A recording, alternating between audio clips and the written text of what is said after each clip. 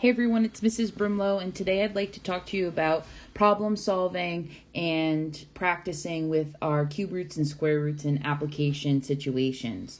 So I'm actually going to just do two problems with you today, and what I really want to focus on is the wording and visuals in order to help us solve these problems. So I'm going to start with number 11 here.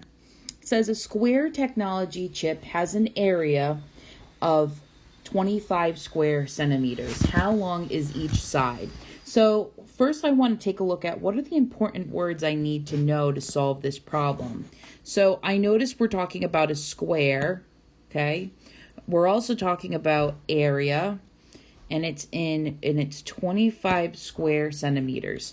So I am a visual person. I think it's always helpful to draw the shapes or of anything that we're working with. So I know it's a square chip. And I know that the area is 25 centimeters squared.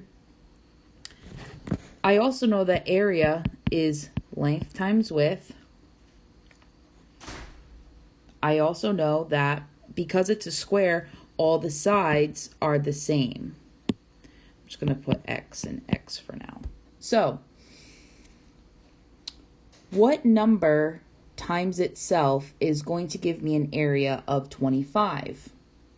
The answer would be 5, because 5 times 5 equals 25. Or I can think of this as the square root of 25 is 5.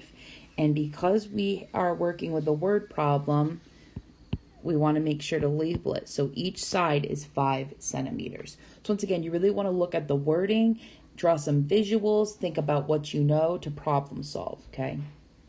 So let's take a look at this next one, number 13. A company is making building blocks. What is the length of each side of the block?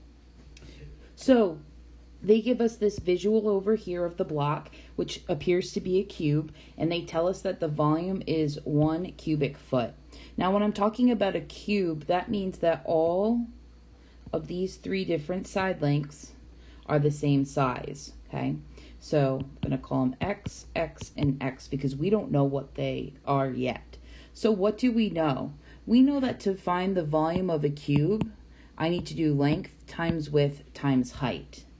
And because it's a cube, all the sides have to be the same. So I have to ask myself, what number times itself 3 times would give me 1? The answer to that is 1. 1 times 1 times 1 equals 1. Or I can think of it as, what is the cube root of 1? It's 1. So that means each side of the cube is 1 foot long. So now you can finish working on the sheet, or you can move on to quizzes. And if you have any questions, just let Mrs. Brimlow know.